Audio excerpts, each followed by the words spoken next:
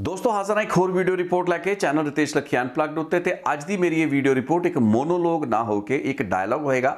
एक खास मेहमान मेरे नाल इस रिपोर्ट दे विच हाजिर रहणगे। ਅੱਜ ਆਪਾਂ ਗੱਲ ਕਰਾਂਗੇ श्री गुरु ग्रंथ साहब जी ਦੇ ਪ੍ਰਕਾਸ਼ਨ ਦੇ ਨਾਲ ਜੁੜੇ ਹੋਏ ਇੱਕ ਬਹੁਤ ਹੀ ਅਹਿਮ ਮੁੱਦੇ ਉੱਤੇ। ਰਾਦਰਿਕ ਵਿਵਾਦ ਹੈ ਜਿਸ ਨੂੰ ਲੈ ਕੇ ਹਾਲ ਹੀ ਦੇ ਦਿਨਾਂ ਵਿੱਚ ਇੱਕ ਬਹੁਤ ਵੱਡਾ ਫੈਸਲਾ ਆਇਆ ਹੈ। ਸ਼੍ਰੀ ਅਕਾਲ ਤਖਤ ਸਾਹਿਬ ਨੇ US ਬੇਸਡ ਪਬਲਿਸ਼ਰ ਥਮਿੰਦਰ ਸਿੰਘ ਆਨੰਦ ਨੂੰ ਤਨਖਾਹਿਆ ਡਿਕਲੇਅਰ ਕਰਤਾ ਹੈ। ਇੱਕ ਹੋਰ ਪਬਲਿਸ਼ਰ ਉੱਤੇ ਵੀ ਕਾਰਵਾਈ ਕੀਤੀ ਗਈ ਹੈ। 1 ਮਹੀਨੇ ਦਾ नोटिस दिता गया थमिंदर सिंह आनंद नूं श्री अकाल तख्त के सामने पेश होकर अपनी गलती या अपनी जिहड़ी भी स्पष्टीकरण है उसनूं देण लई। इल्ज़ाम यह है कि थमिंदर सिंह आनंद वल्लों जिहड़ा श्री गुरु ग्रंथ साहब जी के सरूप उन्हां दियां कॉपीज़ नूं चाइना दे विचों छपवाया गया है। उन्हां कॉपीज़ दे विच कई कमियां ने, त्रुटियां ने, गलतियां ने। हालांकि थमिंदर सिंह आनंद बीते कई सालों तो SGPC दे नाल उसका जिहड़ा रेड़का है वो लगातार जारी रहा है। थमिंदर सिंह आनंद का दावा जो कि अदालतों के विच भी उसने स्टैंड मेनटेन करके रखा है कि श्री गुरु ग्रंथ साहब जी के प्रकाशन या पब्लिकेशन के उत्ते किसी का भी कॉपीराइट नहीं है तो SGPC एक्ट के तहत इसका कोई जिक्र नहीं है। लेकिन 1998 के भी श्री अकाल तख्त साहब के जोड़े जत्थेदार सन भाई रणजीत सिंह होना वालों यह हुक्मनामा जारी किया गया सी कि श्री गुरु ग्रंथ साहब जी का जोड़ा प्रकाशन है वो SGPC वालों ही रेगूलेट किया जाएगा या SGPC वालों ही मान्यता तो बाद उन्होंने इजाजत तो बाद ही कोई उसकी छपाई कर सकेगा। लेकिन इस 1998 के हुक्मनामे तो भी कई साल बाद तक चतर सिंह ते जीवन सिंह ना दे जिहड़े अमृतसर बेस्ड पब्लिशर रहे उन्होंने श्री गुरु ग्रंथ साहब जी के जिहड़े सरूप सन या उन्होंने जिहड़ी बीड़ा सन उन्होंने छापन का लगातार सिलसिला जारी रखा। इस चीज़ को अखों परोखे किया जाता रहा। इस ट्रेंड को कई साल या रादर कई दहाकियां तक इग्नोर किया गया। हाल ही का जोड़ा विवाद उठता है वह थमिंदर सिंह आनंद जो कि 2014 के भी विवादों में रहे सी उन्होंने वालों लगातार श्री गुरु ग्रंथ साहब जी की जिहड़ी पब्लिकेशन है वो की जा रही सी। चाइना तो उन्होंने वालों पब्लिकेशन की जा रही सी ते 2014 के अकाली दल की जो सरकार सी उस वक्त एक FIR एक फौजदारी का मुकदमा सैक्शन 295A धार्मिक भावनावां नूं चोट पहुँचाने का एक केस जिहड़ा सी वो भी थमिंदर सिंह आनंद उत्ते दर्ज किया गया सी। उन्हां खिलाफ कार्रवाई की गई सी।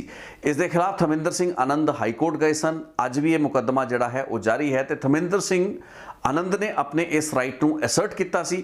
उसने ये दावा जिवें पहला जिक्र कर चुका किया सी कि श्री गुरु ग्रंथ साहब जी की जिहड़ी पब्लिकेशन है वो ओपन होनी चाहिए। उस उत्ते किसी भी किस्म की जिहड़ी SGPC का जिहड़ा गाइडिंग एक्ट है उस दे विच कोई लिमिटेशन नहीं है। सो अपने तरीके नाल इंटरप्रेट करने की कोशिश की। लेकिन हाल ही दे विच जिहड़ियां कमियां खामियां उन्होंने श्री गुरु ग्रंथ साहब जी की पब्लिकेशन या जड़ियाँ सरूप सन जो कि ऑनलाइन अपलोड किए गए जिस विच की लगा मात्रा दियाँ कमियां सन, बिंदियां कई थां ते गलत तरीके नाल इस्तेमाल किया गया सी, कुछ पन्ने जिहड़े सन उही खाली छड्डते गए सन। तो श्री गुरु ग्रंथ साहब जी के सरूप के नाल छेड़छाड़ की हरकत वजों इस कार्रवाई नूं लिया गया जिस तो बाद कि श्री अकाल तख्त साहब ने तनख्वाह जिहड़ी है वो थमिंदर सिंह आनंद ते एक होर जिहड़े पब्लिशर ने उन्हां उत्ते लाई है। सो ये तो नटशैल दे विच पूरा का पूरा विवाद सी। लेकिन इस पूरे मामले की गहराई ते इस दे धार्मिक पक्ष नूं जानण लई आपां अज गलबात करांगे सरदार गुरचरणजीत सिंह लांबा होरां दे नाल जो कि संत सिपाही जिहड़ा एक पंथक रसाला सी उस दे एडिटर रह चुके ने, न्यू जर्सी बेस्ड इंटैलेक्चुअल बुद्धिजीवी हैगे ने। पहलां भी कई रिपोर्ट्स दे विच तुसीं इन्हां नाल गलबात सुनी है। तो आओ सुणदे हां डॉक्टर गुरचरणजीत सिंह लांबा जिन्हां ने खुद एक रिप्रजेंटेशन भी श्री अकाल तख्त साहब के जत्थेदार साहब नूं इस विवाद उत्ते भेजी सी। उन्हां दा की व्यू है ते उन्हां दे नाल मेरी गलबात नूं मैं तुहानूं थोड़ी नज़र करना चाहना। लांबा साहब बहुत बहुत स्वागत है। ते मैं थोड़े तो सब तो पहला तो यही पूछना चाहांगा कि श्री अकाल तख्त साहब वालों जिहड़ा तनख्वाह ऐलान किया गया थमिंदर सिंह आनंद नूं इस तो पहला तुसी भी श्री अकाल तख्त साहब के जत्थेदार साहब नूं एक प्रॉपर रिप्रेजेंटेशन दित्ती सी। सो जिहड़े इतराज़ां दा पहला तो आपां मेन इतराज़ां दी गल कर लईए क्योंकि लगा मात्रावां ते बिंदियां दा जिहड़ा फर्क सी या जिहड़ियां दोष कह लईए उहनूं त्रुटियां कह लईए उन्हां नूं पॉइंट आउट किया गया सी। सो ये गलबात सिर्फ जिवें मैं इंट्रोडक्शन दे विच जिक्र किया इन्हां त्रुटियां दे नाल जुड़ी हुई गलबात है या फिर एक वड्डा जिहड़ा इशू है कि जिहड़ा कॉपीराइट किस कोल है श्री गुरु ग्रंथ साहब जी के प्रकाशन दा वो एक ज्यादा क्विंटेसेंशियल पॉइंट है। जी बहुत बहुत धन्यवाद लखी जी, तुसी इस अपने एक बहुत ही पावरफुल मीडिया दे उत्ते मौका दिता है कि जिहड़े सवाल हन उन्हां नूं सामने लियाण दा उन्हां दे जवाब लभण दा। दरअसल हुंदा की है आम लोग ये समझदे हन कि असीं जो मर्जी करी जाइए ते उहनूं किसी दी नज़र च नहीं आएगा। ਜਿਹੜਾ ਤੁਹਾਡਾ ਸਵਾਲ ਹੈ ਉਹਦੇ ਵਿੱਚ ਹੀ ਜਵਾਬ ਵੀ ਲੁਕਿਆ ਹੋਇਆ। ਉਹਦੇ ਵਿੱਚ ਉਹ ਬੇਹੁਰਮਤੀ, ਬੇਹਯਾਈ ਔਰ ਬਲੈਸ਼ਫੈਮੀ, ਈਸ਼ ਨਿੰਦਾ, ਤੋਹੀਨੇ ਰਿਸਾਲਤ, ਜਿਹੜੇ ਸਾਰੇ ਲਫ਼ਜ਼ ਮੈਂ ਬਹੁਤ ਸੋਚ ਸਮਝ ਕੇ ਵਰਤ ਰਿਹਾ ਹਾਂ, ਉਹ ਇਹਦੇ ਵਿੱਚ ਦਰਜ ਹਨ ਤੁਹਾਡੇ ਸਵਾਲ ਦੇ ਵਿੱਚ ਹੀ। ਔਰ ਦੂਸਰੀ ਗੱਲ, ਇਹ ਜਿਹੜਾ ਗੱਲ ਕਰ ਰਿਹਾ ਜਿਵੇਂ ਤੁਸੀਂ ਦੱਸਿਆ ਕਿ 2014 ਦੇ ਉੱਤੇ ਉਹਦੇ ਉੱਤੇ ਕਾਨੂੰਨੀ ਕਾਰਵਾਈ ਹੋਈ, ਉਸਨੇ ਹਾਈ ਕੋਰਟ ਦੇ ਵਿੱਚ ਅਪੀਲ ਕੀਤੀ। ਇਹਦਾ ਮਤਲਬ ਹੈਗਾ ਕਿ ਇਹ ਅਚਨਚੇਤ ਹੋਈ, ਭੁੱਲ ਭੁਲੇਖੇ ਵਿੱਚ ਹੋਈ, ਉਹ ਉਕਾਈ ਨਹੀਂ ਹੈ, ਗਲਤੀ ਨਹੀਂ ਹੈ। ਇਹ ਬੰਦਾ ਜਿਹੜਾ ਉਸ ਗੁਨਾਹ ਨੂੰ ਕਮਿਊਲੇਟ ਕਰ ਰਿਹਾ ਹੈ ਔਰ ਉਹ ਉਹਨੂੰ ਬਾਰ-ਬਾਰ ਦੁਹਰਾ ਰਿਹਾ ਹੈ ਔਰ ਚੈਲੰਜ ਕਰ ਰਿਹਾ ਹੈ। ਦੇਖੋ, ਇਹਦੇ ਸਭ ਤੋਂ ਵੱਡੀ ਜਿਹੜੀ ਮੈਨੂੰ ਤੋਹੀਨ ਲੱਗਦੀ ਹੈ ਕਿ ਉਹ ਹੈ ਕਿ ਇਹਨੂੰ ਕਾਪੀਰਾਈਟ ਕਹਿ ਰਿਹਾ। ਮਸਲਾ ਕਾਪੀਰਾਈਟ ਦਾ ਦੱਸ ਰਿਹਾ। ਕਾਪੀਰਾਈਟ ਕਿਸੇ ਕਿਤਾਬ ਦਾ, ਪੁਸਤਕ ਦਾ, ਲਿਖਤ ਦਾ, ਕਿਸੇ ਆਰਟ ਦਾ ਹੁੰਦਾ ਹੈ। ਇਹ ਕਿਤਾਬ ਨਹੀਂ ਹੈ। ਇਹ ਕਿਤਾਬ ਨਹੀਂ ਹੈ। ਔਰ ਇਹ ਕਿਤਾਬ ਨਹੀਂ ਹੋਣ ਦਾ ਜਿਹੜਾ ਇਸ ਤੋਂ ਪਹਿਲੇ 2008 ਦੇ ਵਿੱਚ ਜਿਹੜੀ ਪੰਜਾਬ ਅਸੈਂਬਲੀ ਨੇ ਇੱਕ ਕਾਨੂੰਨ ਵੀ ਪਾਸ ਕੀਤਾ, ਉਹਦੇ ਲਫ਼ਜ਼ ਹੀ ਬੜੇ ਸੋਹਣੇ ਹਨ ਕਿ ਜਾਗਤ ਜੋਤ ਗੁਰੂ ਗ੍ਰੰਥ ਸਾਹਿਬ ਸਤਕਾਰ ਐਕਟ ਕਹਿ ਰਿਹਾ ਜਾਗਤ ਜੋਤ ਹੈ। ਸੋਮਨਾਥ ਦੇ ਕੇਸ ਦੇ ਵਿੱਚ ਉਹਦੇ ਤੇ ਸੁਪਰੀਮ ਕੋਰਟ ਭਾਰਤ ਦਾ ਫੈਸਲਾ ਹੈ। ਇਹ ਕਿਤਾਬ ਵੀ ਨਹੀਂ ਹੈ, ਇਹ ਗ੍ਰੰਥ ਵੀ ਨਹੀਂ ਹੈ, ਇਹ ਮੂਰਤੀ ਵੀ ਨਹੀਂ ਹੈ। ਸੁਪਰੀਮ ਕੋਰਟ ਦਾ ਕਹਿਣਾ ਹੈ ਕਿ ਇਸ ਗ੍ਰੰਥ ਨੂੰ ਜਦੋਂ ਗੁਰੂ ਗੋਬਿੰਦ ਸਿੰਘ ਜੀ ਨੇ, ਇਹ ਸੁਪਰੀਮ ਕੋਰਟ ਦੇ ਲਫ਼ਜ਼ ਹੈ, ਜਦੋਂ ਗੁਰੂ ਗੋਬਿੰਦ ਸਿੰਘ ਜੀ ਨੇ ਇਸ ਨੂੰ ਮੱਥਾ ਟੇਕ ਕੇ ਨਮਸਕਾਰ ਕਰਕੇ ਉਹਨਾਂ ਨੇ ਐਲਾਨ ਕਰ ਦਿੱਤਾ ਕਿ ਮੇਰੇ ਤੋਂ ਬਾਅਦ ਇਹ ਗੁਰੂ ਗ੍ਰੰਥ ਸਾਹਿਬ ਹੈ, ਇਹ ਗੁਰੂ ਗ੍ਰੰਥ ਸਾਹਿਬ ਹੈ। ਸੋ ਇਹ ਜਦੋਂ ਗੁਰੂ ਗੋਬਿੰਦ ਸਿੰਘ ਸਾਹਿਬ ਨੇ ਕਹਿ ਦਿੱਤਾ ਤੇ ਉਹਦੇ ਬਾਅਦ ਇਸ ਗੁਰੂ ਗ੍ਰੰਥ ਸਾਹਿਬ ਨੂੰ ਕਿਹਾ ਗਿਆ, ਰੋਜ਼ ਪੜ੍ਹਿਆ ਗਿਆ, ਗੁਰੂ ਗ੍ਰੰਥ ਜੀ ਮਾਨਿਓ ਪ੍ਰਗਟ ਗੁਰਾਂ ਕੀ ਦੇ।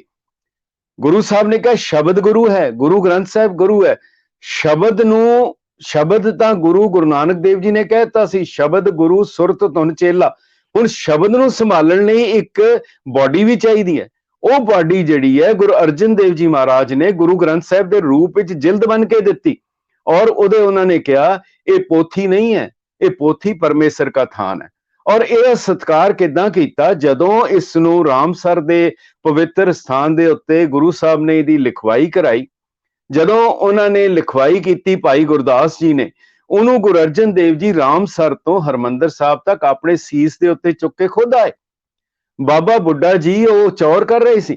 ਪਰ ਜਦੋਂ ਤੁਸੀਂ ਦੇਖੋ ਇਹਦੀ ਮਹੱਤਤਾ, ਜਦੋਂ ਹਰਮੰਦਰ ਸਾਹਿਬ ਦੇ ਵਿੱਚ ਇਹਨੂੰ ਲਿਆਏ ਗੁਰੂ ਅਰਜਨ ਦੇਵ ਜੀ ਮਹਾਰਾਜ, ਤਾਂ ਉਹ ਉਸ ਨੂੰ ਆਮ ਥਾਂ ਤੇ ਨਹੀਂ ਰੱਖ ਦਿੱਤਾ ਗਿਆ, ਜਿਵੇਂ ਕੋਈ ਸ਼ੈਲਫ ਤੇ ਜਾਂ ਜ਼ਮੀਨ ਤੇ ਜਾਂ ਕਿਧਰੇ ਹੋਰ। ਆਮ ਕਿਤਾਬਾਂ ਮੇਰੇ ਪਿੱਛੇ ਪਈਆਂ, ਇਹ ਆਮ ਸ਼ੈਲਫ ਦੇ ਵਿੱਚ ਪਈਆਂ, ਪਰ ਉਹਨਾਂ ਨੇ ਆਮ ਤੌਰ ਦੇ ਉੱਤੇ ਵੱਖ-ਵੱਖ ਜਿਹੜੇ ਧਾਰਮਿਕ ਵਿਅਕਤੀ ਹੈ, ਕੋਈ ਮ੍ਰਿਗਸ਼ਾਲਾ ਤੇ ਬਹਿੰਦਾ ਹੈ, ਕੋਈ ਸ਼ੇਰ ਦੀ ਖਲ ਤੇ ਬਹਿੰਦਾ ਹੈ, ਕੋਈ ਸਿੰਘਾਸਨ ਤੇ, ਕੋਈ ਆਸਨ ਤੇ। ਗੁਰੂ ਸਾਹਿਬ ਨੂੰ ਗ੍ਰਸਤੀਆਂ ਦਾ ਸਭ ਤੋਂ ਚੰਗੀ ਚੀਜ਼ ਲੱਗੀ ਮੰਜੀ। ਉਹਨਾਂ ਨੇ ਮੰਜੀ ਸਾਹਿਬ ਦੇ ਉੱਤੇ ਇਹਦਾ ਪ੍ਰਕਾਸ਼ ਕੀਤਾ ਔਰ ਮੰਜੀ ਸਾਹਿਬ ਦੇ ਉੱਤੇ ਪ੍ਰਕਾਸ਼ ਕਰਕੇ ਆਪ ਜ਼ਮੀਨ ਦੇ ਉੱਤੇ ਬੈਠੇ। ਹੁਣ ਗੁਰੂ ਗ੍ਰੰਥ ਸਾਹਿਬ ਦੇ ਪਿੱਛੇ ਵੀ ਨਹੀਂ ਬੈਠੇ ਤਾਂ ਕਿ ਲੋਕਾਂ ਨੂੰ ਇਹ ਭੁਲੇਖਾ ਨਾ ਪੈ ਜਾਏ ਕਿ ਇਹ ਮੈਂ ਮੱਥਾ ਟੇਕ ਗੁਰੂ ਅਰਜਨ ਦੇਵ ਜੀ ਨੂੰ ਟੇਕ ਰਿਹਾ। ਗੁਰੂ ਅਰਜਨ ਦੇਵ ਜੀ ਇੱਕ ਸਾਈਡ ਵਿੱਚ ਬੈਠੇ। ਗ੍ਰੰਥੀ ਦੀ ਡਿਊਟੀ ਬਾਬਾ ਬੁੱਢਾ ਜੀ ਨੂੰ ਲਾਈ। ਹੁਣ ਬਾਬਾ ਬੁੱਢਾ ਜੀ ਗ੍ਰੰਥੀ ਹਨ, ਗੁਰੂ ਅਰਜਨ ਦੇਵ ਜੀ ਸਾਈਡ ਵਿੱਚ ਬੈਠੇ ਹਨ, ਤਾਂ ਕਿ ਜਦੋਂ ਨਮਸਕਾਰ ਕਰ ਰਹੇ ਲੋਕ ਇਹ ਭੁਲੇਖਾ ਨਾ ਖਾ ਜਾਣ ਕਿ ਕਿਧਰੇ ਅਸੀਂ ਗੁਰੂ ਅਰਜਨ ਦੇਵ ਜੀ ਨੂੰ ਮੱਥਾ ਟੇਕ ਰਹੇ ਹਾਂ। ਸੋ ਇਹ ਜਿਹੜੀ ਮਹੱਤਤਾ ਸੀ। ਹੁਣ ਥਮਿੰਦਰ ਸਿੰਘ ਨੇ ਕੀ ਕੀਤਾ? ਇੱਕ ਇਤਿਹਾਸਕ ਹਵਾਲਾ ਹੈ, ਗੁਰੂ ਗੋਬਿੰਦ ਸਿੰਘ ਸਾਹਿਬ ਲਿਖਦੇ ਹੈ, ਕਹਿੰਦੇ ਜਦੋਂ ਮੇਰੀ ਪਹਾੜੀ ਰਾਜਿਆਂ ਦੇ ਨਾਲ ਜਦੋਂ ਜੰਗ ਹੋਈ, ਉਹਨਾਂ ਨੇ ਕਿਹਾ ਲੋ ਪਰਾ ਮੁਝਸੇ ਬਿਨ ਕਾਜਾ ਫਤਿਹ ਸ਼ਾਹ ਕੋਪਾ ਤਬ ਰਾਜਾ। ਤਾਂ ਉਹਨਾਂ ਨੇ ਜਦੋਂ ਤੀਰ ਮਾਰੇ, ਕਈ ਤੀਰ ਆਏ, ਮਗਰ ਮੇਰਾ ਕੁਛ ਨਾ ਵਿਗਾੜ ਸਕੇ।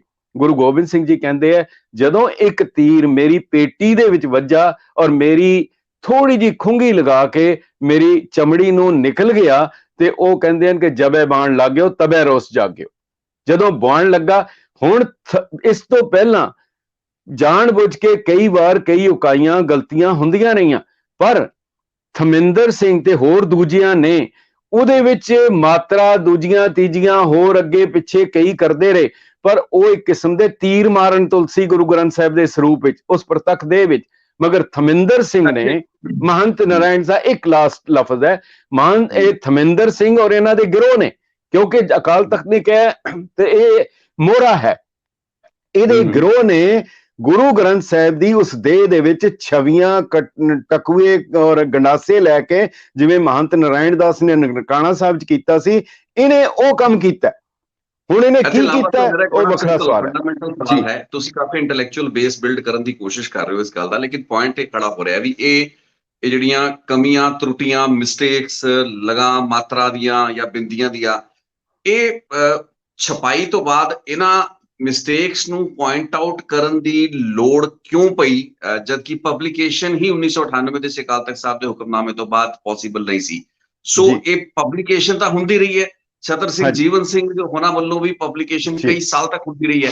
ਸੋ ਵੱਡਾ ਮੁੱਦਾ ਜਿਹੜੀ ਕਾਪੀਰਾਈਟ ਦੀ ਅੱਜ ਗੱਲ ਉੱਠ ਰਹੀ ਹੈ, ਸੋ ਵੱਡਾ ਮੁੱਦਾ ਤਾਂ ਇਹ ਹੈ ਨਾ ਕਿ ਛਪਾਈ ਕਰ ਕੌਣ ਸਕਦਾ ਹੈ, ਇਹਦਾ ਰਾਈਟ ਕਿਹਦੇ ਕੋਲ ਹੈ, ਤੇ ਇਹ ਇਸ਼ੂ ਜੇ ਖੜਾ ਹੁੰਦਾ ਹੈ ਤੇ ਉਹ ਕੁਝ ਗਲਤੀਆਂ ਨੂੰ ਲੈ ਕੇ ਤਰੁੱਟੀਆਂ ਨੂੰ ਲੈ ਕੇ ਖੜਾ ਹੁੰਦਾ ਹੈ, ਤੇ ਉਹਦਾ ਜਵਾਬ ਥਮਿੰਦਰ ਸਿੰਘ ਦਿੰਦੇ ਨੇ ਕਿ ਜੀ ਇਹ ਤਰੁੱਟੀਆਂ ਤਾਂ ਪਹਿਲਾਂ ਵੀ ਈਵਨ ਜਿਹੜੇ ਭਾਈ ਜੋਤ ਸਿੰਘ ਸੀ ਉਹਨਾਂ ਵੱਲੋਂ ਪੁਆਇੰਟ ਆਊਟ ਕੀਤਾ ਗਿਆ, ਜਾਂ ਹੋਰ ਪਹਿਲਾਂ ਵੀ ਬੁੱਧੀਜੀਵੀਆਂ ਨੇ ਜਿਹੜੀਆਂ ਤਰੁੱਟੀਆਂ ਹੈਗੀਆਂ ਨੇ ਉਹਨਾਂ ਨੂੰ ਪੁਆਇੰਟ ਆਊਟ ਕੀਤਾ ਹੈ। ਦਰਬਾਰ ਸਾਹਿਬ ਦੇ ਉੱਤੇ ਜਦੋਂ 84 ਦਾ ਜਿਹੜਾ ਫੌਜੀ ਹਮਲਾ ਹੁੰਦਾ ਹੈ, ਉਸ ਦੇ ਵਿੱਚ ਕਈ ਇਤਿਹਾਸਿਕ ਜਿਹੜੀ ਗੁਰੂ ਗ੍ਰੰਥ ਸਾਹਿਬ ਜੀ ਦੇ ਸਰੂਪ ਸੀ ਉਹ ਜਿਹੜੇ ਸੀਗੇ ਅਗਨ ਭੇਂਟ ਹੋ ਗਏ, ਜਾਂ ਕਹਿ ਲਓ ਕਿ ਉਸ ਤਬਾਹੀ ਦੇ ਵਿੱਚ ਉਹਨਾਂ ਦਾ ਪਤਾ ਨਹੀਂ ਲੱਗਾ। ਫੌਜ ਵੀ ਕਈ ਮਟੀਰੀਅਲ ਲੈ ਗਈ, ਸਿੱਖ ਰੈਫਰੈਂਸ ਲਾਇਬ੍ਰੇਰੀ। ਸੋ ਉਸ ਤੋਂ ਬਾਅਦ ਤਸਦੀਕ ਜਿਹੜੀ ਸਹੀ ਸਪੈਲਿੰਗ ਕੀ ਹੈ, ਸਹੀ ਤਰੀਕੇ ਨਾਲ ਲਿਖਿਆ ਗਿਆ ਨਹੀਂ ਗਿਆ, ਇਹਦੇ ਰੈਫਰੈਂਸਿਸ ਨੂੰ ਲੈ ਕੇ ਵਿਵਾਦ ਰਹੇ ਨੇ। ਸੋ ਮੁੱਢਲਾ ਸਵਾਲ ਹੈ ਕਿ ਸਾਨੂੰ ਕਮੀਆਂ ਖਾਮੀਆਂ ਲੱਭਣ ਦੀ ਕੀ ਲੋੜ ਪੈ ਗਈ, ਇਸ ਤੋਂ ਪਹਿਲਾਂ ਹੀ ਇਸ ਉੱਤੇ ਤਾਂ ਸਖਤ ਕਾਰਵਾਈ ਹੋਣੀ ਚਾਹੀਦੀ ਸੀ। ਜਿਹੜਾ ਹੁਕਮਨਾਮਾ ਹੁਣ ਜਾਰੀ ਹੋਇਆ ਹੈ, ਐਡੀ ਇੱਕ ਮੀਟਿੰਗ ਬੁਲਾਈ ਗਈ, ਐਡਾ ਇੱਕ ਜਿਹੜਾ ਇਕੱਠ ਕੀਤਾ ਗਿਆ ਤੇ ਉਸ ਤੋਂ ਬਾਅਦ ਇਹ ਫੈਸਲਾ ਲਿਆ ਗਿਆ, ਜਦਕਿ ਇਹ ਚੀਜ਼ ਤਾਂ ਪਹਿਲਾਂ ਹੀ ਇੱਕ ਵਿਵਾਦ ਚੱਲਦਾ ਪਿਆ ਸੀ। ਸੋ ਇੰਨਾ ਸਮਾਂ ਕਿਉਂ ਲੱਗਿਆ? ਜੀ ਬਹੁਤ ਰੈਲੇਵੈਂਟ ਔਰ ਬੜਾ ਸਵਾਲ ਅਹਿਮ ਹੈ। ਅਸਲ ਵਿੱਚ ਜਦੋਂ ਗੁਰੂ ਸਾਹਿਬ ਖੁਦ ਸੀਗੇ, ਉਹਨਾਂ ਨੇ ਗੁਰੂ ਅਰਜਨ ਦੇਵ ਜੀ ਮਹਾਰਾਜ ਨੇ ਖੁਦ ਗੁਰੂ ਗ੍ਰੰਥ ਸਾਹਿਬ ਦੀ ਸੰਪਾਦਨਾ ਕੀਤੀ, ਉਹਨਾਂ ਨੇ ਉਹਨੂੰ ਸੰਪਾਦਨਾ ਕੀਤੀ ਖੁਦ, ਉਸਨੂੰ ਉਹ ਵੀ ਇੱਕ ਵੱਖਰਾ ਸਬਜੈਕਟ ਹੈ ਕਿ ਕਿਵੇਂ ਸੰਪਾਦਨਾ ਦੇ ਵਿੱਚ ਕਿਵੇਂ ਉਹਨੂੰ ਕੀਤਾ। ਖੈਰ, ਜਦੋਂ ਗੁਰੂ ਅਰਜਨ ਦੇਵ ਜੀ ਨੇ ਖੁਦ ਲਿਖਵਾਇਆ, ਉਹਦੇ ਬਾਅਦ ਵੱਖ-ਵੱਖ ਥਾਵਾਂ ਦੇ ਉੱਤੇ, ਕਿਉਂਕਿ ਉਸ ਵੇਲੇ ਹੋਰ ਸਾਧਨ ਨਹੀਂ ਸੀਗੇ, ਗੁਰੂ ਸਾਹਿਬ ਦੇ ਉਸ ਵੇਲੇ ਦੇ ਸਿੱਖ ਜਿਹੜੇ ਸਮਕਾਲੀਨ ਔਰ ਦੂਸਰੇ ਵੀ ਜਿਹੜੇ ਸ਼ਰਧਾਲੂ ਸਨ, ਜਿਨ੍ਹਾਂ 'ਚ ਨਾਨਕ ਪੰਥੀ ਸਨ, ਉਦਾਸੀ ਸਨ, ਨਿਰਮਲੇ ਸਨ, ਹੋਰ ਵੀ ਜਿਹੜੇ ਸਿੱਖ ਸਨ, ਉਹਨਾਂ ਨੇ ਇਸ ਦੇ ਉਤਾਰੇ ਹੱਥ ਨਾ ਕੀਤੇ। ਹੁਣ ਕੁਦਰਤੀ ਤੌਰ ਦੇ ਉੱਤੇ ਜਦੋਂ ਹੱਥ ਨਾਲ ਉਤਾਰਾ ਕੀਤਾ ਜਾਂਦਾ, ਕਈ ਉਹਦੇ 'ਚੋਂ ਤਰੁੱਟੀਆਂ ਰਹਿ ਜਾਂਦੀਆਂ। ਉਹ ਤਰੁੱਟੀਆਂ ਦੀ ਲੰਬੀ ਲਿਸਟ ਹੁੰਦੀ ਹੈ, ਇਸ ਕਰਕੇ ਸਮੇਂ-ਸਮੇਂ ਦੇ ਉੱਤੇ ਉਹਦੀ ਸੋਧ ਸੁਧਾਈ ਹੁੰਦੀ ਹੈ, ਯਾਨੀ ਕਿ ਉਹਨੂੰ ਸੋਧਿਆ ਜਾਏ, ਕਿੱਥੇ ਕੋਈ ਲੱਗ ਮਾਤਰ ਅੱਗੇ ਪਿੱਛੇ ਰਹਿ ਗਈ, ਇਹ ਜ਼ਰੂਰ ਹੁੰਦਾ ਰਹਿੰਦਾ ਔਰ ਹੋ ਜਾਂਦਾ। ਫਿਰ ਜਦੋਂ ਇਸ ਕਰਕੇ ਸੋਧਕ ਕਮੇਟੀਆਂ ਵੀ ਬਣੀਆਂ, ਸੁਧਾਈ ਵੀ ਹੋਈ, ਪਰ ਜਦੋਂ ਇਹ ਪ੍ਰਿੰਟਿੰਗ ਪ੍ਰੈਸ ਆਈ, ਉਹ ਤੁਸੀਂ ਦੇਖੋਗੇ ਜਦੋਂ ਪ੍ਰੈਸ ਆਇਆ, ਉਹ ਛਾਪੇਖਾਨਾ ਪਹਿਲਾਂ ਪੱਥਰ ਨਾਲ ਸੀਗਾ, ਉਹ ਉਹਦੇ ਬਣਾਉਂਦੇ ਸੀਗੇ, ਉਹਦੇ ਬਾਅਦ ਜਿਹੜਾ ਆਇਆ ਸਿੱਕੇ ਵਾਲਾ ਪ੍ਰਿੰਟਿੰਗ ਪ੍ਰੈਸ। ਹੁਣ ਉਹ ਤੁਹਾਨੂੰ ਦੇਖੋ, ਨਜ਼ਾਰਾ ਦੇਖੋ, ਬਜ਼ੁਰਗ ਵਿਚਾਰਾ ਹੁੰਦਾ ਸੀ, ਉਹ ਸਿੱਕਾ ਲੈ ਲੈ ਕੇ ਇੱਕ ਅੱਖਰ ਦਾ, ਇੱਕ ਮਾਤਰਾ ਦਾ ਉਹਦੇ ਲਾਂਦਾ ਸੀ, ਔਰ ਛੋਟਾ ਜਿਹਾ ਬਲਬ ਹੁੰਦਾ ਸੀ ਪੀਲੇ ਰੰਗ ਦਾ, ਔਰ ਇਤਨਾ ਥਕਾਊ ਔਰ ਉਕਾਊ ਕੰਮ ਹੁੰਦਾ ਸੀ। ਉਹ ਜਦੋਂ ਕਰਦੇ ਸੀ, ਫਿਰ ਉਹਦੇ ਬਾਅਦ ਜਦੋਂ ਪ੍ਰੈਸ 'ਚ ਜਾਂਦਾ ਸੀ ਰੋਲਰ, ਉਹਦੇ ਤੇ ਕਈ ਵਾਰੀ ਉਹ ਇੰਕ ਦਾ ਡੋਬਾ ਵੱਧ ਲੱਗ ਜਾਣਾ, ਘੱਟ ਲੱਗ ਜਾਣਾ, ਕਿਧਰੇ ਮਾਤਰਾ ਵੱਧ ਪੈ ਜਾਣੀ, ਕਿਧਰੇ ਘੱਟ ਪੈ ਜਾਣੀ, ਕਿਧਰੇ ਠੱਠੇ ਦਾ ਨੰਨਾ ਬਣ ਜਾਣਾ। ਸੋ ਇਹ ਹੁੰਦਾ ਰਿਹਾ। ਇਸ ਕਰਕੇ ਉਹਨਾਂ ਨੇ ਇੱਕ ਜਿਹੜੀਆਂ ਸ਼੍ਰੋਮਣੀ ਕਮੇਟੀ ਨੇ ਵੀ ਲਗਾ ਮਾਤਰਾ ਦੀਆਂ, ਪਾਠ ਭੇਦ ਦੀਆਂ ਉਹ ਸੂਚੀਆਂ ਤਿਆਰ ਕੀਤੀਆਂ, ਬੜੀ ਮਿਹਨਤ ਕੀਤੀ, ਤਾਂ ਕਿ ਵੱਖ-ਵੱਖ ਜਿਹੜੇ ਹੱਥ ਲਿਖਤ ਸਰੂਪ ਹੈ ਉਹਨਾਂ ਨੂੰ ਕਰਕੇ ਉਹਨਾਂ ਨੇ ਦੱਸਿਆ ਕਿ ਇੱਥੇ ਹੈ। ਹੁਣ ਉਹ ਉਕਾਈਆਂ ਹੋਣੀਆਂ ਔਰ ਹੁੰਦੀਆਂ ਰਹਿਣਗੀਆਂ। ਇਸ ਕਰਕੇ ਹੁਣ ਉਹਦੇ ਬਲੌਕ ਬਣਾ ਕੇ ਜਾਂ ਉਹਦੀ ਡਿਜੀਟਲ ਸੀਲ ਕਰਕੇ ਲੌਕ ਕਰਕੇ ਬਣਨਗੇ। ਪਰ ਜਿਹੜਾ ਥਮਿੰਦਰ ਸਿੰਘ ਦਾ ਕੰਮ ਹੈ, ਉਹਨੇ ਸੁਧਾਈ ਨਹੀਂ ਕੀਤੀ, ਉਹਨੇ ਕਿਸੇ ਗ੍ਰੰਥ ਦਾ, ਕਿਸੇ ਗੁਰੂ ਗ੍ਰੰਥ ਸਾਹਿਬ ਦੇ ਸਰੂਪ ਦਾ ਉਤਾਰਾ ਨਹੀਂ ਕੀਤਾ। ਉਸਨੇ ਆਪਣੀ ਤਰਫੋਂ ਇੱਕ ਐਡਿਟ ਕਰਕੇ ਉਹਨੇ ਕਿਹਾ ਮੇਰਾ ਨਵਾਂ ਵਰਜਨ ਹੈ, ਇਹ ਆਪਣਾ ਵਰਜਨ ਦੇ ਰਿਹਾ, ਯਾਨੀ ਕਿ ਇਹ ਸਿੱਧਾ ਗੁਰੂ ਅਰਜਨ ਦੇਵ ਜੀ ਦੇ ਵਰਜਨ ਤੇ ਉਹ ਰੈਫਰੈਂਸ ਦੇ ਰਹੇ ਨੇ ਵੀ ਜਥੇਦਾਰ ਗਿਆਨੀ ਜੋਗਿੰਦਰ ਸਿੰਘ ਵਿਦਾਂਤੀ ਤੇ ਜੋਗਿੰਦਰ ਸਿੰਘ ਤਲਵਾੜਾ ਉਹਨਾਂ ਦੇ ਜਿਹੜੇ ਵਰਜਨ ਰਹੇ ਨੇ, ਉਹਨਾਂ ਨੂੰ ਵੀ ਵਿੱਚ ਕੋਟ ਕਰਦੇ ਰਹੇ ਨੇ, ਜੋ ਮੈਂ ਪੜ੍ਹਿਆ ਹੈ, ਜਿੰਨੀ ਮੈਨੂੰ ਜਾਣਕਾਰੀ ਹੈ। ਜੀ ਮੈਂ ਦੱਸ ਦਿੰਦਾ ਸਰ। ਸੋ ਉਹ ਜਿਹੜੀ ਗੱਲ ਉਹ ਕਹਿ ਰਿਹਾ ਹੈ ਕਿ ਉਹਨੇ ਕੀਤਾ ਕੀ, ਮੈਂ ਦੱਸ ਦਿੰਦਾ।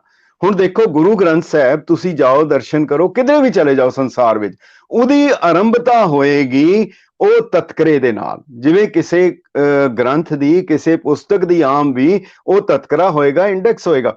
ਥਮਿੰਦਰ ਨੂੰ ਕੀ ਹੱਕ ਹੈ ਕਿ ਉਹਨੇ ਉਸ ਗੁਰੂ ਗ੍ਰੰਥ ਸਾਹਿਬ ਦੀ ਦੇਹ ਵਿੱਚੋਂ ਤਤਕਰੇ ਨੂੰ ਕੱਟ ਦਿੱਤਾ? ਉਹਨੂੰ ਕਿਹੜੇ ਨੇ, ਕਿਸ ਸ਼ਖਸ ਨੇ ਅਧਿਕਾਰ ਦਿੱਤਾ?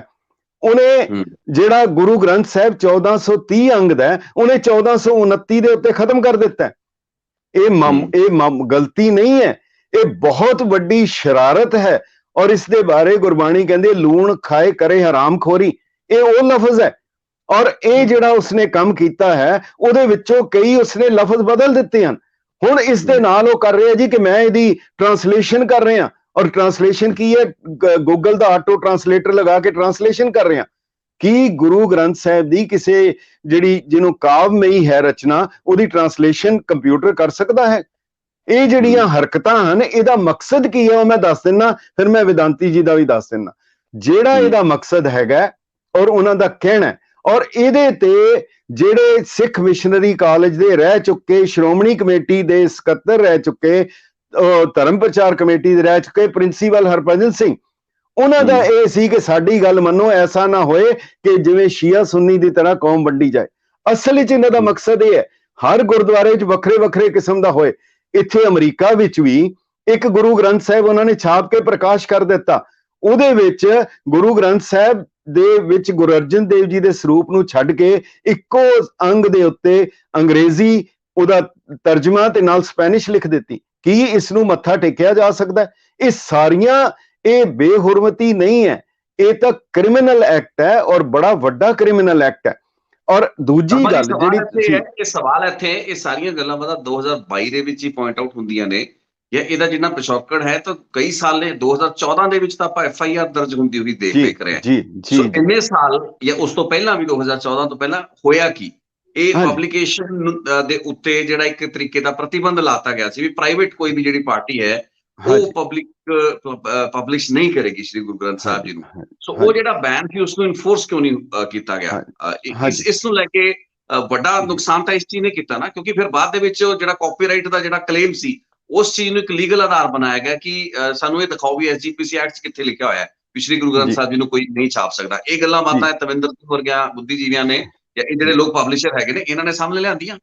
ਹਾਂਜੀ।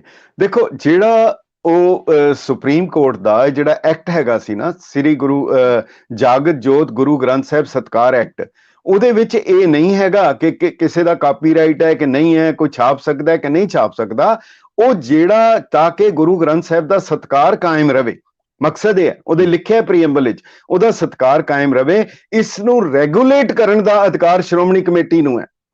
ਉਹਨਾਂ ਦੀ ਪ੍ਰਵਾਨਗੀ ਦੇ ਨਾਲ ਉਹ ਕੋਈ ਵੀ ਛਾਪ ਸਕਦਾ, ਕੋਈ ਦਿੱਕਤ ਨਹੀਂ, ਪਰ ਤਾਂ ਕਿ ਇੱਕ ਕੇਂਦਰੀ ਸੰਸਥਾ ਹੈ ਜਿਹੜੀ ਕਿ ਲੈਜਿਸਲੇਟਿਵ ਉਹਦੇ ਨਾਲ ਅਪਰੂਵ ਹੋਈ ਹੈ ਔਰ ਸਾਰੇ ਸੰਸਾਰ ਦੇ ਵਿੱਚ ਉਹਦੀ ਮਾਨਤਾ ਹੈ, ਇਸ ਕਰਕੇ ਇਹ ਅਧਿਕਾਰ ਉਹਨੂੰ ਰੈਗੂਲੇਟ ਕਰਨ ਦਾ, ਨਿਯਮਿਤ ਕਰਨ ਦਾ ਦਿੱਤਾ ਹੈਗਾ।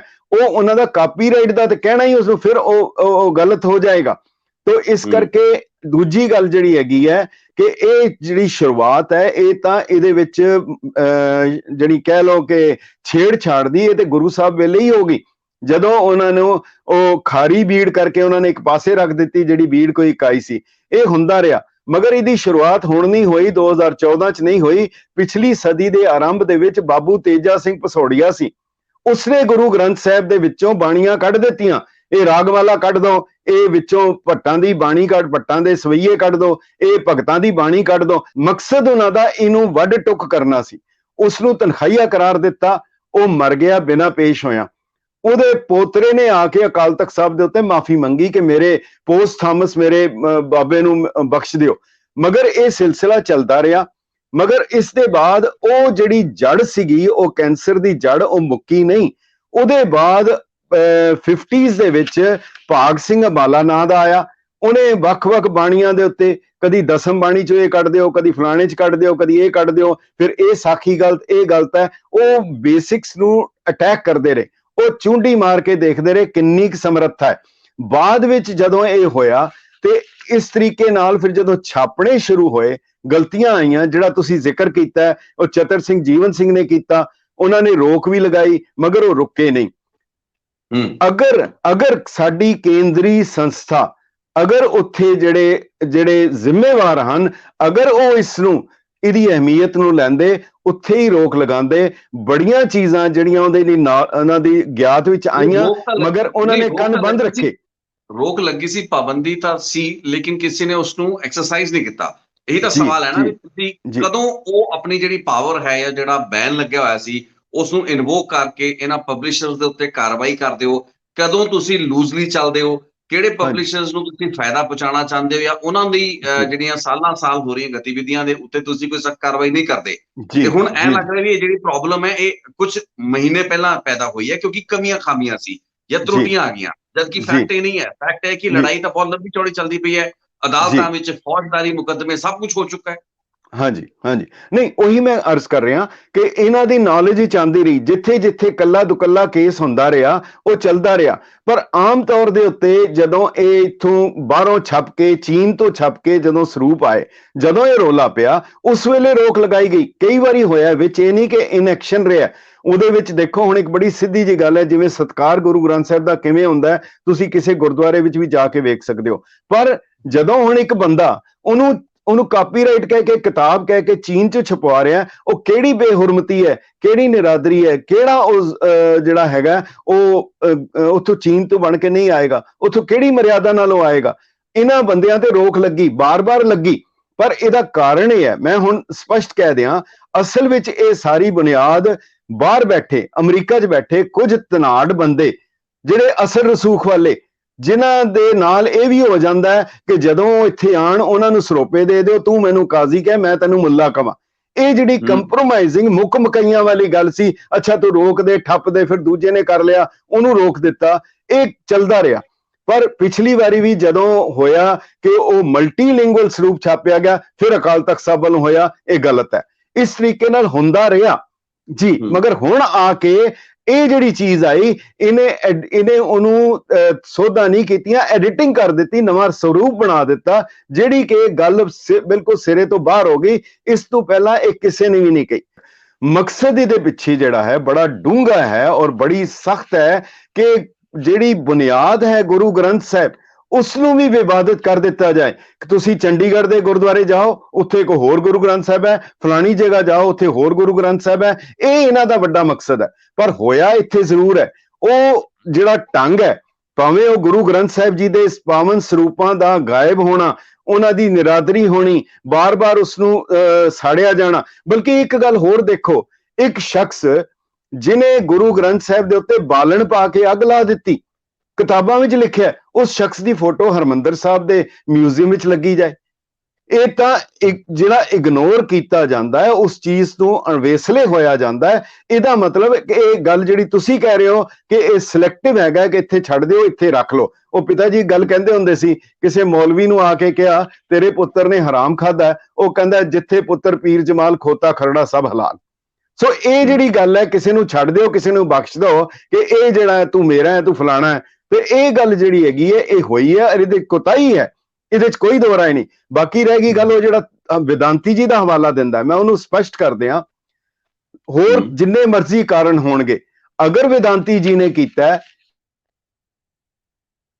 ਰੂਪ ਉਹਦੇ ਕੋਲ ਹੈ ਜਿਹਦੇ ਚ ਉਹਨਾਂ ਨੇ ਰਾਗਮਾਲਾ ਕੱਢਤੀ, ਜਿਹਦੇ ਚ ਉਹਨਾਂ ਨੇ ਉਹ ਕੱਢ ਦਿੱਤਾ, ਤਤਕਰਾ ਕੱਢ ਦਿੱਤਾ, ਕੀ ਉਹਨਾਂ ਨੇ ਉਹਦੇ ਚ ਜਿਹੜੇ 1429 ਇੱਕ ਅੰਗ ਹੀ ਕੱਢ ਦਿੱਤਾ।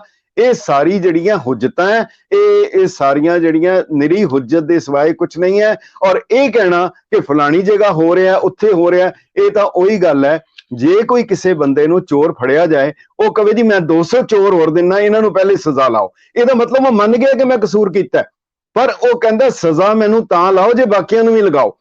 ਇਹ ਤਾਂ ਕੀ ਇੱਕ ਆਮ ਦੁਨਿਆਵੀ ਅਦਾਲਤ ਵਿੱਚ ਜਾ ਕੇ ਕਹਿ ਸਕਦਾ?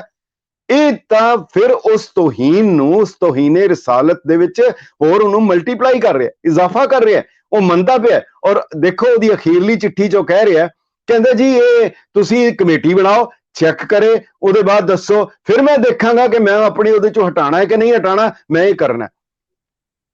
ਇੱਕ ਗੱਲ ਮੈਂ ਕਹਿ ਦਿਆਂ, ਗੁਰੂ ਪੰਥ ਜਿਹੜਾ ਪੰਥ ਹੈ ਨਾ, ਗੁਰੂ ਪੰਥ ਹੈ, ਗੁਰੂ ਪੰਥ ਨੂੰ ਅਧਿਕਾਰ ਹੈ ਗੁਰੂ ਪੰਥ ਇੱਕ ਗੁਰੂ ਦਾ ਰੂਪ ਹੈ। ਔਰ ਇਸ ਤੋਂ ਪਹਿਲਾਂ ਉਹਨਾਂ ਨੇ ਕਿਹਾ ਵੀ ਸੀ ਵੱਡੇ ਘੱਲੂਘਾਰੇ ਵੇਲੇ, ਜਦੋਂ ਲਖਪਤ ਤੇ ਜਸਪਤ ਨੇ ਗੁਰੂ ਗ੍ਰੰਥ ਸਾਹਿਬ ਦੀਆਂ ਬੀੜਾਂ ਉਹਨਾਂ ਨੇ ਖੂਹਾਂ 'ਚ ਸੁਟਵਾ ਦਿੱਤੀਆਂ ਸੀ।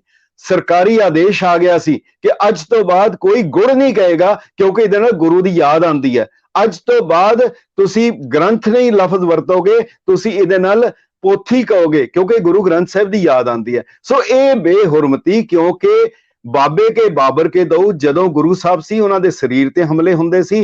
ਹੁਣ ਉਹਨਾਂ ਦਾ ਸਰੀਰ ਗੁਰੂ ਗ੍ਰੰਥ ਸਾਹਿਬ ਦੇ ਰੂਪ ਵਿੱਚ ਹੈ ਔਰ ਉਹ ਗੁਰੂ ਪੰਥ ਦੇ ਵਿੱਚ ਹੈ। ਇਹ ਦੋ ਜਿਹੜੀਆਂ ਪੈਰਾਮੀਟਰਸ ਹੈ, ਇਸ ਕਰਕੇ ਜੇ ਗੁਰੂ ਗ੍ਰੰਥ ਤੇ ਹਮਲਾ ਹੋਏਗਾ, ਫਿਰ ਗੁਰੂ ਪੰਥ ਨੇ ਨਾ ਫਿਰ ਕਿਸੇ ਜਥੇਦਾਰ ਨੂੰ, ਨਾ ਕਿਸੇ ਅਕਾਲ ਤਖਤ ਨੂੰ, ਨਾ ਕਿਸੇ ਕਮੇਟੀ ਨੂੰ ਦੇਖਣਾ, ਉਹਨੇ ਫਿਰ ਆਪਣੀ ਜਿਹੜੀ ਕਾਰਵਾਈ ਹੈ ਉਹ ਕਰਨੀ ਹੈ, ਜਿਵੇਂ ਖਾਲਸਾ ਕਰਦਾ ਰਿਹਾ। ਕਿ ਇਸ ਦਾ ਮਤਲਬ ਇਹ ਮੰਨ ਕੇ ਚੱਲੀ ਵੀ ਆਉਣ ਵਾਲੇ ਸਮਿਆਂ ਦੇ ਵਿੱਚ ਅਜਿਹੇ ਬਹੁਤ ਸੇ ਹੋਰ ਲੋਕ ਹੋ ਸਕਦੇ ਨੇ ਜੋ ਕਿ ਇਸ ਤਰੀਕੇ ਨਾਲ ਅਕਾਲ ਤਖਤ ਸਾਹਿਬ ਦੀ ਅਥਾਰਟੀ ਨੂੰ ਜਾਂ ਐਸਜੀਪੀਸੀ ਦਾ ਜਿਹੜਾ ਅਧਿਕਾਰ ਖੇਤਰ ਹੈ ਉਸ ਨੂੰ ਚੁਣੌਤੀ ਦੇ ਸਕਦੇ ਨੇ, ਦੇ ਰਹੇ ਹੈਗੇ ਨੇ, ਤੇ ਉਹਨਾਂ ਨੂੰ ਬਰਦਾਸ਼ਤ ਕੀਤਾ ਜਾ ਰਿਹਾ, ਇੰਨੇ ਸਾਲ ਬਰਦਾਸ਼ਤ ਕੀਤਾ ਜਾ ਰਿਹਾ। ਇਸ ਤਰੀਕੇ ਦੇ ਲੋਕਾਂ ਦੇ ਉੱਤੇ ਕਿਸੇ ਕਾਰਵਾਈ ਲਈ ਵੀ ਇੱਕ ਇਕੱਠ ਬੁਲਾਉਣਾ ਪੈਂਦਾ ਹੈ, ਉਸ ਨੂੰ ਜਸਟੀਫਿਕੇਸ਼ਨ ਦੇਣੀ ਪੈਂਦੀ ਹੈ।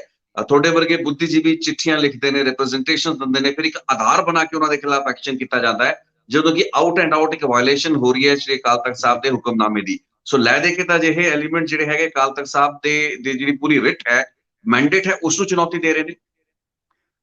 ਬਹੁਤ ਅੱਛਾ ਸਵਾਲ ਕੀਤਾ, ਮੈਂ ਚਾਹੁੰਦਾ ਸੀ ਮਗਰ ਇਹ ਤੁਸੀਂ ਖੁਦ ਹੀ ਕਰ ਦਿੱਤਾ। ਤੁਸੀਂ ਦੇਖੋਗੇ ਕਿ ਜਦੋਂ ਇਹ ਹੁਣ ਮਸਲਾ ਉੱਠਦਾ ਹੈ ਗੁਰੂ ਗ੍ਰੰਥ ਸਾਹਿਬ ਦੀ ਨਿਰਾਦਰੀ ਦਾ ਔਰ ਇਹ ਸਾਹਮਣੇ ਆਉਂਦਾ ਹੈ, ਤਾਂ ਉਸ ਵੇਲੇ ਉਹ ਜਦੋਂ ਅਕਾਲ ਤਖਤ ਸਾਹਿਬ ਵੱਲੋਂ ਉਹਨੂੰ ਜਿਹੜੀ ਚਿੱਠੀ ਲਿਖੀ ਜਾਂਦੀ ਹੈ, ਉਹਦੇ ਵਿੱਚ ਉਹਨੂੰ ਕਿਹਾ ਜਾਂਦਾ ਹੈ ਕਿ ਇਹ ਮੋਹਰਾ ਹੈ, ਮੋਹਰਾ ਹੈ, ਮੋਹਰੀ ਨਹੀਂ ਹੈ। ਇਹਦਾ ਮਤਲਬ ਇਹ ਗਿਰੋਹ ਹੈ, ਉਸ ਗਿਰੋਹ ਦੇ ਵਿੱਚ ਕੁਝ ਬੰਦੇ ਸ਼ਾਮਲ ਹਨ। ਹੁਣ ਉਹ ਬੰਦੇ ਕਿਹੜੇ ਸ਼ਾਮਲ ਹਨ? ਬਹੁਤ ਅੱਛਾ ਹੋਇਆ ਥਮਿੰਦਰ ਸਿੰਘ ਐਂਡ ਗਰੁੱਪ ਨੇ, ਉਸ ਗੈਂਗ ਨੇ, ਉਹ ਜਿਹੜੇ ਬੰਦੇ ਹਨ ਆਪਣੇ ਆਪ ਖੁੱਲ ਕੇ ਸਾਹਮਣੇ ਆ ਗਏ ਹਨ। ਉਹਨਾਂ ਨੇ ਇਹਦੀ ਹਮਾਇਤ ਦੇ ਨਾਲ ਉਹ ਜਿਵੇਂ ਜਿਹੜਾ ਸਾਹਮਣੇ ਆ ਗਏ, ਜਿਹਨੂੰ ਗੁਰੂ ਸਾਹਿਬ ਨੇ ਕਿਹਾ ਚੋਰ ਕੀ ਹਾਮਾ ਭਰੇ ਨਾ ਕੋਏ। ਤੇ ਇਹ ਜਿਹੜੇ ਉਹ ਬੰਦੇ ਹਨ ਤਿੰਨ, ਜਿਹੜੇ ਪਹਿਲਾਂ ਜਥੇਦਾਰ ਰਹਿ ਚੁੱਕੇ, ਜਿਹੜੇ ਸਿੰਘ ਸਾਹਿਬ ਰਹਿ ਚੁੱਕੇ, ਜਿਨ੍ਹਾਂ ਵਿੱਚ ਜਗਤਾਰ ਸਿੰਘ ਜਾਚਕ ਹੈ। ਉਹ ਜਾਚਕ ਹੈ ਜਿਹੜਾ ਕਿ ਕਹਿੰਦਾ ਕਿ ਦਮਦਮਾ ਸਾਹਿਬ ਵਿੱਚ ਇਹ ਭੀੜ ਤਿਆਰ ਹੀ ਨਹੀਂ ਕੀਤੀ ਗਈ, ਉਹ ਬੁਨਿਆਦ ਤੇ ਸੱਟ ਕਰ ਰਿਹਾ। ਉਹ ਜਾਚਕ ਉਹ ਸ਼ਖਸ ਹੈ ਜਿਹੜਾ ਮਿੱਤਰ ਪਿਆਰੇ ਨੂੰ ਇਹ ਜਿਹੜਾ ਸ਼ਬਦ ਹੈ ਬੰਗਲਾ ਸਾਹਿਬ ਦੀ ਸਟੇਜ ਤੋਂ, ਰਕਾਬਗੰਜ ਦੀ ਸਟੇਜ ਤੋਂ ਕਹਿ ਰਿਹਾ ਇਹ ਕਿਸੇ ਸ਼ਰਾਬੀ ਦਾ ਲਿਖਿਆ ਗਾਣਾ, ਇਹ ਗੀਤ ਹੈ। ਉਹ ਸ਼ਖਸ ਹੈ ਜਾਚਕ, ਮੈਂ ਜ਼ਿੰਮੇਵਾਰੀ ਨਾ ਕਹਿ ਰਿਹਾ, ਉਹ ਬੰਦੇ ਆਣ ਸਾਹਮਣੇ ਜਵਾਬ ਦੇਣ, ਇਹ ਪਿੱਛੋਂ ਦੀ ਵਾਰ ਨਾ ਕਰਨ ਸ਼ਿਵਲੀ ਦੀ ਤਰ੍ਹਾਂ। ਇਹ ਬੰਦਾ ਉਹ ਸ਼ਖਸ ਕਹਿ ਰਿਹਾ ਤਖਤ ਸ੍ਰੀ ਕੇਸ ਜਿਹੜਾ ਹਜ਼ੂਰ ਸਾਹਿਬ ਹੈ ਇਹ ਤਾਂ ਇੱਕ ਮੜੀ ਹੈ, ਉਹ ਇਸ ਨੂੰ ਮੜੀ ਦੱਸ ਰਿਹਾ ਜਿੱਥੇ ਗੁਰੂ ਗੋਬਿੰਦ ਸਿੰਘ ਸਾਹਿਬ ਦਾ ਸੰਸਕਾਰ ਹੋਇਆ। ਕੇਵਲ ਸਿੰਘ ਹੈ ਜਿਹੜਾ ਕਹਿੰਦਾ ਸਾਨੂੰ ਉਹਦੇ ਕੀ ਲੋੜ ਹੈ ਪਟਨਾ ਸਾਹਿਬ ਜਾਣ ਦੀ, ਇਹ ਤਾਂ ਗੁਰੂ ਸਾਹਿਬ ਦੇ ਗੁਰੂ ਬਣਨ ਤੋਂ ਪਹਿਲਾਂ ਦੀ ਹੈ।